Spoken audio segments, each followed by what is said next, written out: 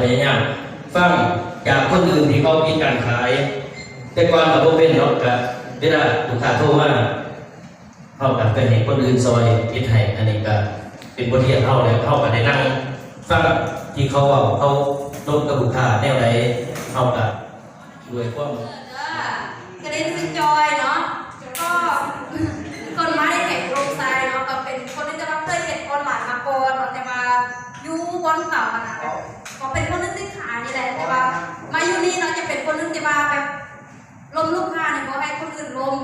มีเบอร์แต่ว่าแบบค่าตัดผมเทสได้ที่2 มือ 3 มือเนาะแต่ว่าแบบก็ได้ขาย2 ชุดเนาะจะเป็นชุดลดน้ำหนักแล้วก็ชุดดูแลเรื่องพิเศษดวงเนาะที่ว่าแบบลมก็ฝั่งมันคนอื่นเคยแบบอยู่บนเก่าก็เป็นคนอื่นที่มักลมอะไรที่อยู่แล้วเนาะแต่ว่ามานี่ก็เพราะให้คนอื่นลมคือลมเองตัวไหนได้เข้าลมก็ได้ก็นะมันจะเป็นทำคนอื่นแต่ว่าลมได้เข้าลมได้คือลมไปเลยเนาะถ้าพวกเป็นเนาะจะพัฒนาเองสินะถ้าให้คนอื่นลมนี่จะพวกเป็นจะเพื่อเพราะว่าเคยอยู่บนเก่านะลมเองเคยแบบได้เพิ่มมาแล้วให้คนอื่นลมเนี่ยโบได้ขายจ้างเลยก็เลยแบบลมเอง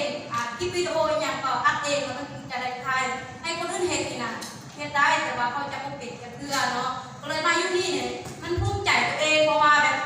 อยู่บนเก่ามันมีคนสอนเห็นทุกอย่างมันเห็นเองเบิดแต่อยู่นี่มันมีคนบอกถ้าเขาพวกเป็นก็ต้องเป็นแค่ผู้มันติ๊กเป็นเนาะแต่ว่าวันนี้ก็แบบถ้าโบได้มีอย่างไรประเทศจะมาบอกแค่นี้เนาะขอบใจไปดูไปใหญ่เป็นเชื้อเวลาภาษาเรากับพยายามฟังจากคนอื่นที่เขามีการขายแต่ก่อนกับพวกเป็นเนาะกับเวลาลูกค้าโทรมาเข้ากับเป็นเห็นคนอื่นซอยคิดให้อันนี้ก็เป็นบทเรียนเข้าแล้วเข้ากับได้นั่งฟังที่เขาเอาเขาลดกับลูกค้าแนวไหนเข้ากับด้วยความอยากพูดอยากที่มุ่งมั่นแหละก็ตั้งใจมาตลอดเนาะคือสำหรับตัวน้องเกิดเองเนาะเพราะว่าจะขายผลิตภัณฑ์ตัวใดเนาะคืออย่างที่บอกเนาะคือจะบ่ได้มีปัญหาเลยว่าเขาจะท้อหรือว่าคำว่าถอยคำว่าท้อจะบ่มีสำหรับเขาเนาะเพราะว่าก่อนที่จะมาถึงทุกวันนี้ได้น่ะอยู่ในบ้านของเราเพราะว่าจะเป็นการฝึกมีอย่างต่างๆเราผ่านสนามพงมาหลายเนาะคำว่าท้อหรือว่าถอยจะบ่มีกับพวกเราเพราะว่าทุกๆอย่างอุปสรรคมันก็คือสิ่งที่จะนำพาเราไปสู่ฝันนั่นเองเนาะและวันนี้อยาก